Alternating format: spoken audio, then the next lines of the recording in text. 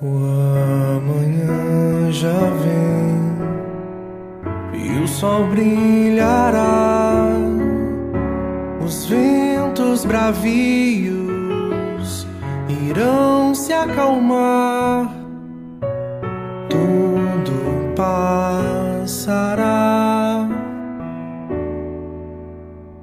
Se hoje a dor me traz o sal redentor, me acena o perfume suave da flor nos jardins do amor. Referto em luz, vem Jesus me embalar, mais que meu corpo, dou-te minha alma. E por onde eu for, nada temerei, por mais que a jornada me custe, eu sei que em Cristo vencerei. Referto em luz, vem Jesus me embalar, mais que meu corpo, dou-te minha alma. E por onde eu for, nada temerei, por mais que a jornada me custe, eu sei que em Cristo vencerei. E por mais que a jornada me doa, eu sei que em Cristo vencerei. Com Cristo eu vencerei.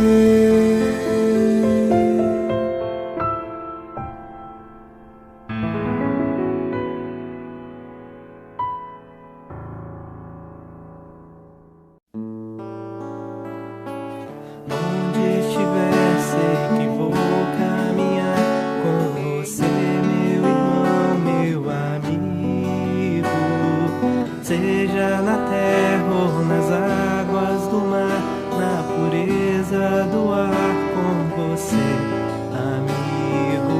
Onde estiver, sei que vou caminhar com você, meu irmão, meu amigo. Na escuridão, sei que a luz vai voltar, sei que o sol vai brilhar em você, amigo.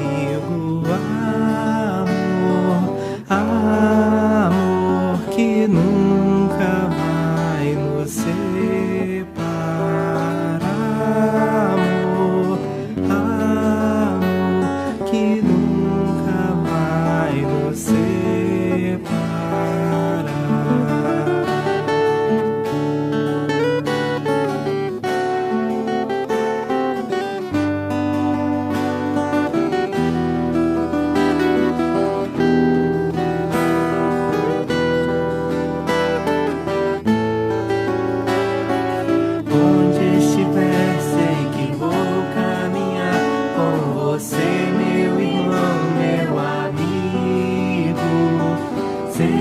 na terra ou nas águas do mar, na pureza do ar com você, amigo, onde estiver, sei que vou caminhar com você, meu irmão, meu amigo. Na escuridão sei que a luz vai voltar, sei que o sol vai brilhar em você, amigo. Amor, que nunca vai nos separar. Amor, que nunca vai nos separar.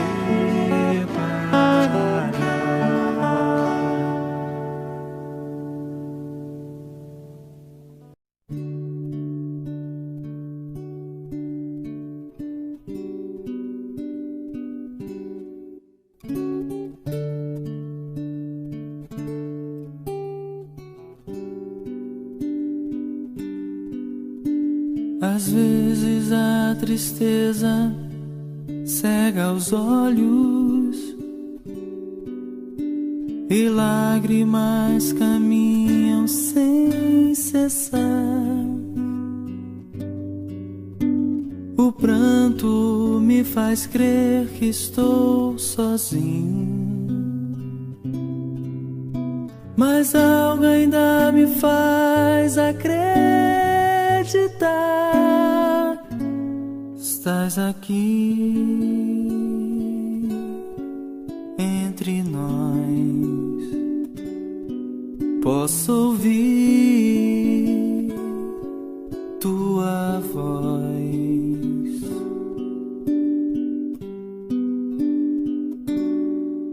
Na chuva que cai regando a terra, nos rios que almejam ser o mar, nas nuvens que escondem as estrelas, mas luzem com o brilho do luar. Estás aqui entre nós, posso ouvir tua voz.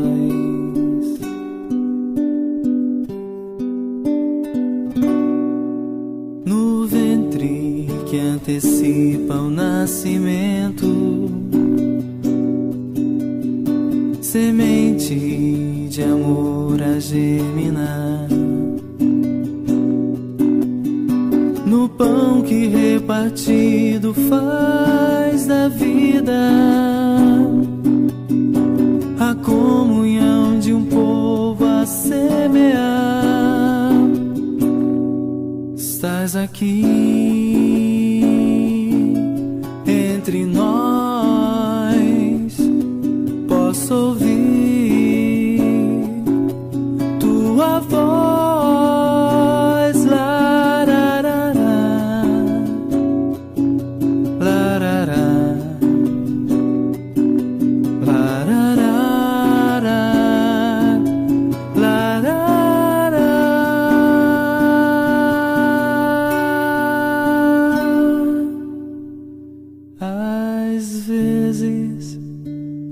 A tristeza cega os olhos, às vezes a tristeza cega os olhos, mas sempre a tua voz podemos escutar.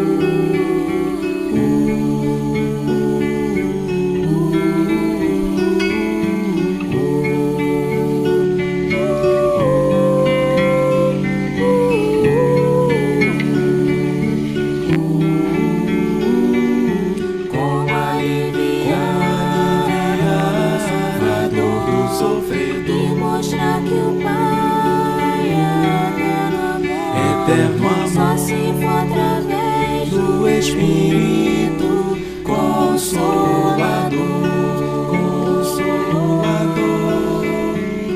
Só se for através das verdades do Consolador. Ouçam os que têm ouvidos para ouvir. Sintam os que têm coração para sentir. Olhem com real esplendor, pois já existe o Espírito Consolador. Pois já existem as verdades do Consolador.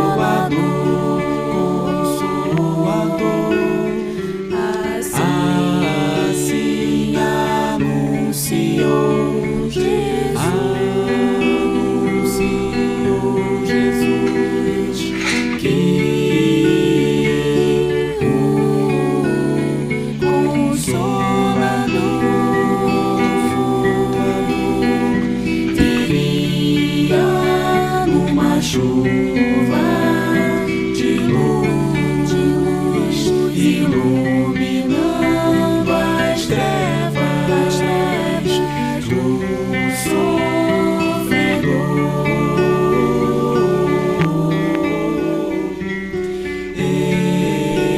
espalhando otimismo e mostrando as verdades pelas palavras fraternas do Espiritismo, pelas palavras fraternas do Espiritismo.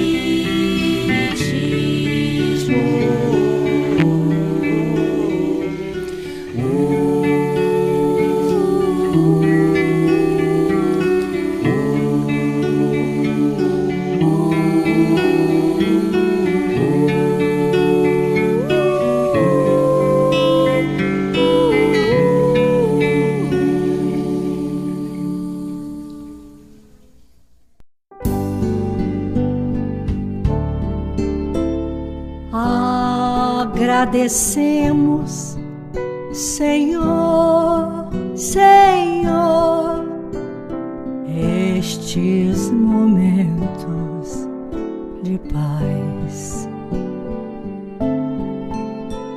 Nós te sentimos aqui, aqui, em vibrações fraternais, na estrada da vida, conduz-nos ao bem, na alegria e na dor.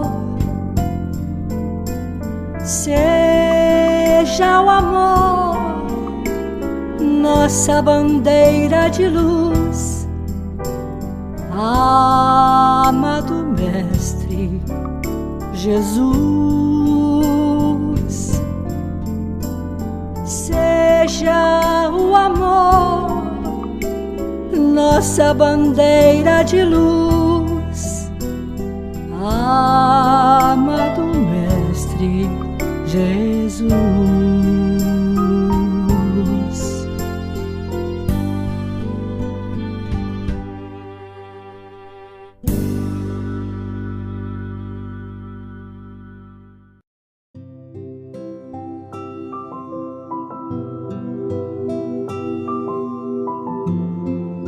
Bom dia a todos. Vamos à leitura da nossa página de hoje, do livro Caminho, Verdade e Vida, pelo Espírito de Emmanuel, por Francisco Cândido Xavier. Capítulo 178, a porta divina. Eu sou a porta, se alguém entrar por mim, salvar-se-á. Jesus, João capítulo 10, versículo 9. Nos caminhos da vida, cada companheiro portador de expressão intelectual um pouco mais alta converte-se naturalmente em voz imperiosa para os nossos ouvidos. E cada pessoa que segue à frente de nós abre portas ao nosso espírito. Os inconformados abrem estradas à rebelião e à indisciplina. Os velhacos oferecem passagem para o cativeiro em que exerçam dominação. Os escritores de futilidade fornecem passaporte para a província do tempo perdido. Os maledicentes encaminham quem os ouve a fontes envenenadas. Os viciosos quebram as barreiras benéficas do respeito fraternal, desvendando despenhadeiros onde o perigo é incessante. Os preguiçosos conduzem a guerra contra o trabalho construtivo. Os perversos escancaram os precipícios do crime. Ainda que não percebas, várias pessoas te abrem portas cada dia através da palavra falada ou escrita, da ação ou do exemplo. Examina onde entras com o sagrado depósito da confiança. Muita vez perderás longo tempo para retornar o caminho que te é próprio. Não nos esqueçamos de que Jesus é a única porta de verdadeira libertação. Através de muitas estações no campo da humanidade, é provável recebamos proveitosas experiências, amealhando-as à custa de desenganos terríveis, mas só em Cristo, no clima sagrado de aplicação dos seus princípios, é possível encontrar a passagem abençoada de definitiva salvação. Graças a Deus.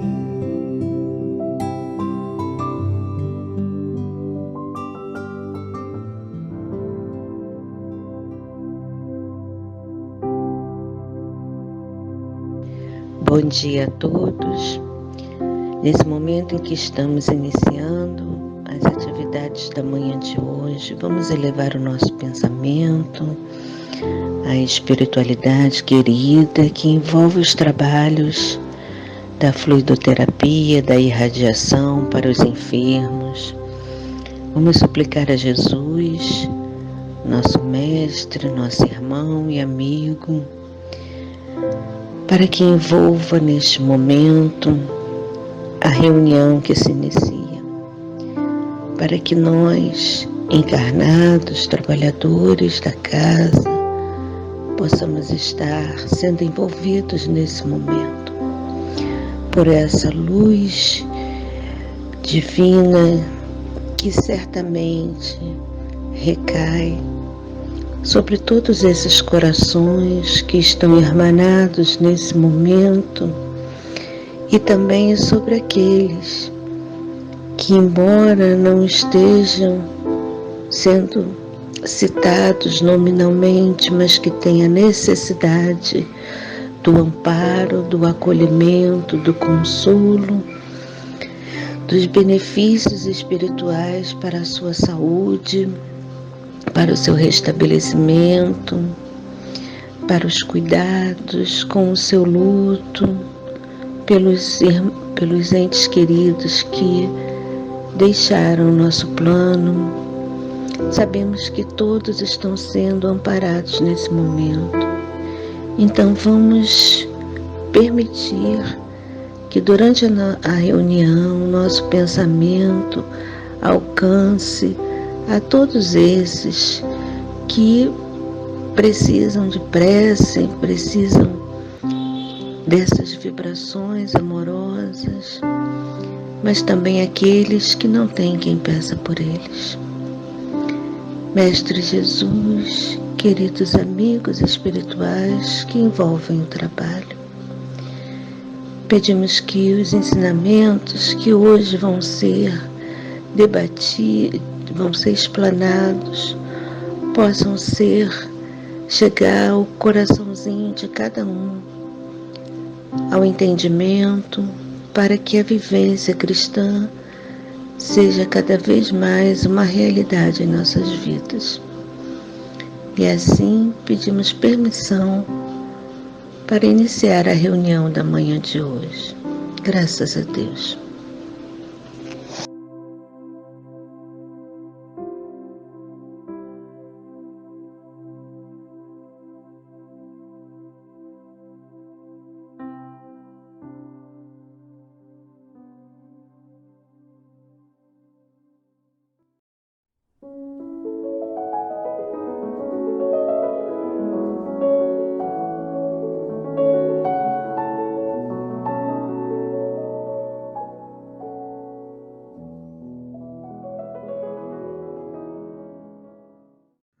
Olá, amigos, aqui estamos de volta, aqui no estudo do Evangelho, e no dia de hoje estamos aí continuando o capítulo 4. Ninguém pode ver o reino de Deus se não nascer de novo. Hoje nós vamos estudar os itens 14, 15, 16 e 17. Aqui eu coloquei uma frase tirada da internet. Essa frase é do livro Nascer Várias Vezes. E ele então nos diz: somos uma continuidade. Somos um corpo novo conduzido por um espírito antigo que já teve muitas encarnações. Possui muitos recursos, habilidades, conhecimentos, traumas e condicionamentos. Quer dizer, achei muito bonita essa frase, porque realmente assim nós somos, Nós somos espírito antigo num corpo novo. Continuando, nós vamos fazer aí um pequeno retrospecto, de como surgiu essa coisa de ressurreição ao invés de reencarnação, porque o povo hebreu, bem lá na antiguidade, já acreditava na reencarnação. Então, aí nós vamos ter um pequeno histórico. Até meados do século VI, todo o cristianismo aceitava a reencarnação, que a cultura religiosa oriental já proclamava milênios antes da era cristã, como fato incontestável, norteador dos princípios da justiça divina, que sempre dá oportunidade ao homem para rever seus erros e recomeçar o trabalho da sua regeneração. Quer dizer, sempre, lá na antiguidade, lá no Oriente, no Sul, todo mundo já conhecia a reencarnação e aceitava, como a justiça divina.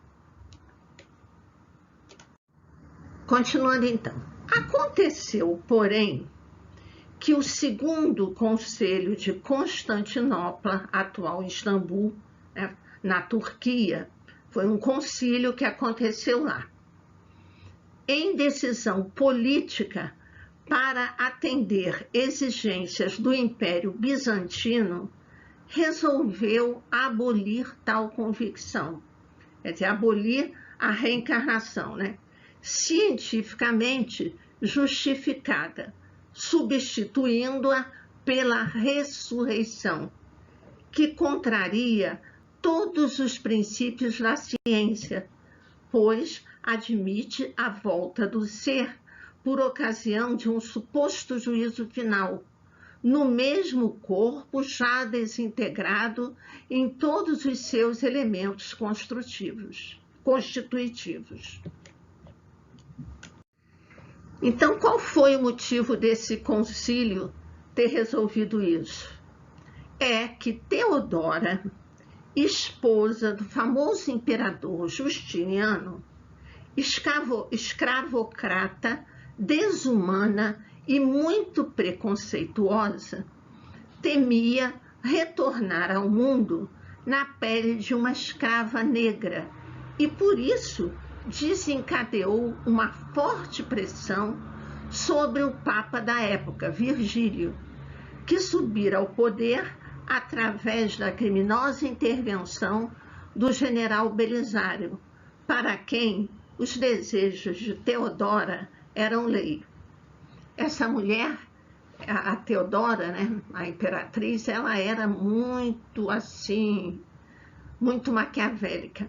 Contam que ela, além dessa história dela ser escravocrata, dela ser desumana e tudo mais, contam que ela, antes de se casar com o Justiniano, ela era uma prostituta, né? Era uma cortesã naquela época, né?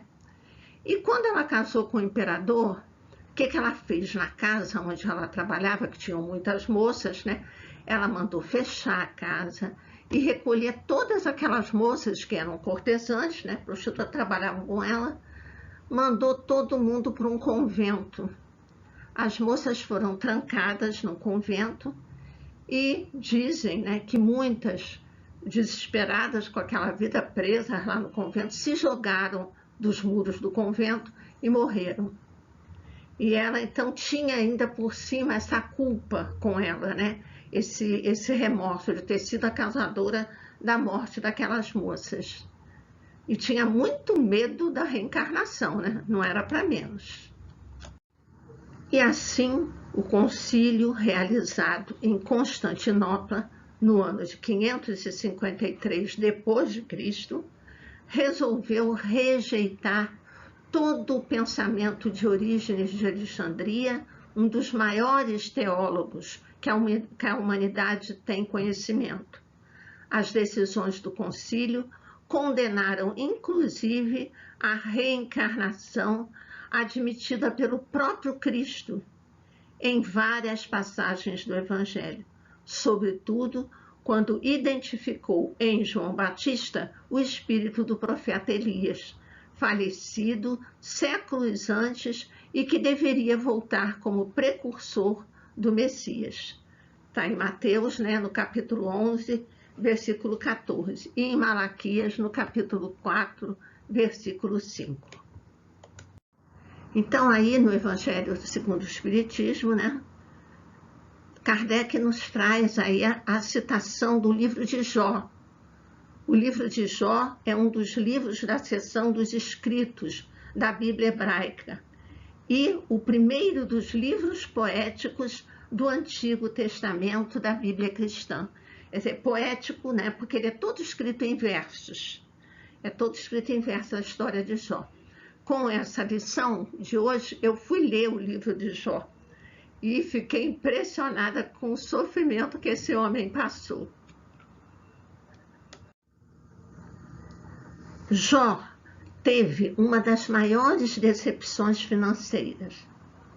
Ele dorme milionário e acorda pobre, com notícias das piores que um pai de família pode receber.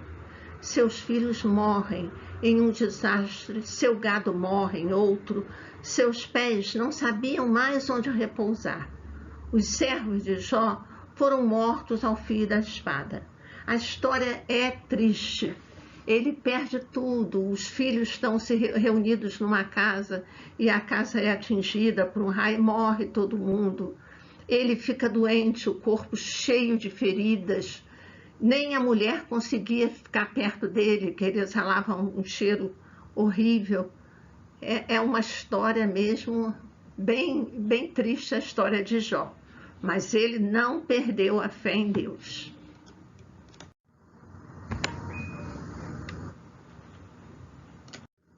Aqui outra passagem do livro de Jó.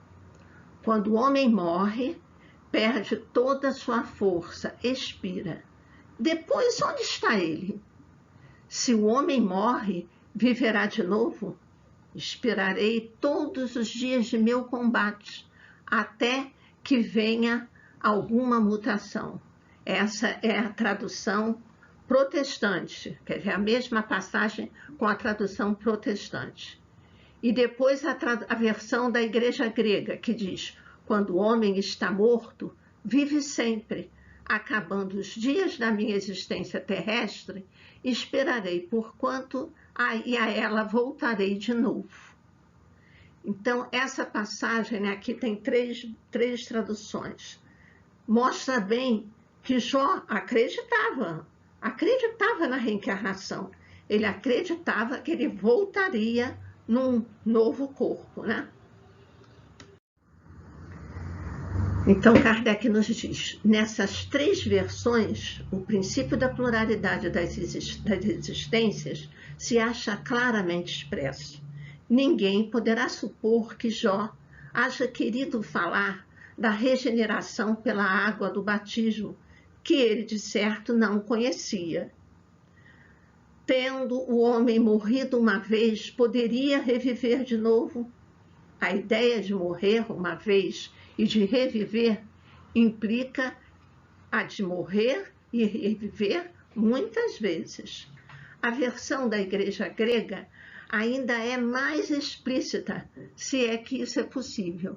Acabando os dias da minha existência terrena, esperarei porquanto a ela voltarei, ou voltarei à existência terrestre. Isso é tão claro como se alguém dissesse: saio da minha casa, mas a ela tornarei. Quer dizer, o Jó não podia conhecer a ideia da regeneração pela água, né? Nascer de novo pelo batismo. Naquele tempo do Jó não existia isso ainda, né? Continuando aí os comentários, no Evangelho ele diz: nesta guerra em que me encontro todos os dias de minha vida, espero que se dê a minha mutação. Jó, evidentemente, pretendeu referir-se à luta que sustentava contra as misérias da vida. Espera a sua mutação, isto é, resigna-se. Na versão grega, esperarei parece aplicar-se preferentemente a uma nova existência. Quando a minha existência estiver acabada, esperarei, porquanto a ela voltarei. Jó, como que se coloca após a morte, no intervalo que separa uma existência da outra, e diz que lá aguardará o momento de voltar. Ele estava sofrendo tanto, né, que ele já estava querendo morrer, quer dizer, deixar aquele corpo e voltar num outro, né, reencarnar. Não há, pois, duvidar de que, sob o nome de ressurreição, o princípio da reencarnação era ponto de uma das crenças fundamentais dos judeus, ponto que Jesus e os profetas confirmaram de modo formal, donde se segue que negar a reencarnação é negar as palavras do Cristo. Um dia, porém, suas palavras, quando forem meditadas, sem ideias preconcebidas, reconhecer-se-ão autorizadas quanto a esse ponto, bem como em relação a muitos outros. Sem o princípio da pré-existência da alma e da pluralidade das existências, são ininteligíveis, em sua maioria, as máximas do Evangelho, razão por que hão dado lugar a tão contraditórias interpretações. Está nesse princípio a chave que lhes restituirá o sentido verdadeiro. Quer dizer, sem a ideia de reencarnação, muitas das coisas que Jesus falou ficam sem entendimento, são ininteligíveis, como ele diz ali. Enquanto não admitirem, né, a Igreja Católica, a evangélica, enquanto não admitirem a reencarnação, muitas das passagens ficam sem o sentido verdadeiro, ficam sem entendimento. Que a chave está aí, na reencarnação. E para encerrar o nosso estudo de hoje, né, tem aí uma frase do livro Parábolas e Ensinos de Jesus, de Caibar Schutel, em que ele nos diz assim: o espírito é semelhante ao operário, que empreita uma obra, e o corpo é o instrumento que ele usa para executar o serviço. Quando perde ou quebra a ferramenta, ele adquire outra, até concluir a obra. Quer dizer, a reencarnação, não é? Quando a ferramenta fica gasta ou quebra, né, ou nós adoecemos e partimos, a gente tem que ter um novo corpo para continuar a obra, quer dizer, para continuar o nosso desenvolvimento espiritual, né, o nosso progresso, até chegarmos a espíritos de luz, né, espíritos avançados. Por enquanto, ainda estamos aí no caminho. E precisamos da ferramenta do nosso corpo para continuar o nosso progresso. Só para esclarecer, o Jó, quem for lá no livro do Jó depois olhar, vai ver o sofrimento todo dele, mas ele melhora, viu? Ele não perde a fé em Deus, recebe uma nova mensagem de Deus e fica curado e retorna a vida dele toda novamente. Tem mais filhos, viu? Porque ele não perdeu a fé. Foi uma prova muito grande, a prova do Jó. Obrigada pela atenção de vocês e até a próxima.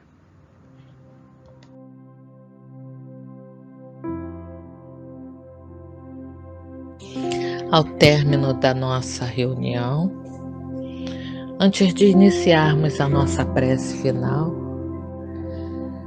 mais uma vez elevemos o nosso pensamento, vibrando por aqueles irmãos que estão em tratamento, por aqueles irmãos que estão nos hospitais, que estão num leito de dor, esperando, aguardando o remédio para seus males físicos e espirituais.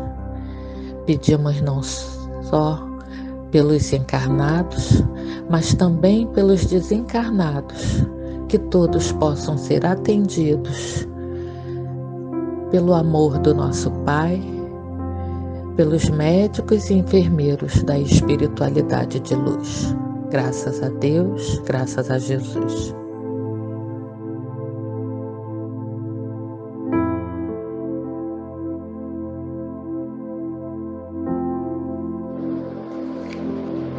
Obrigado, Senhor, pela graça que nos concede, a nós encarnados, cada um em seus lares, porém junto em vibrações de amor, paz e luz, com os nossos irmãos trabalhadores do Centro Espírita Miguel, estudando o Evangelho que Jesus nos trouxe.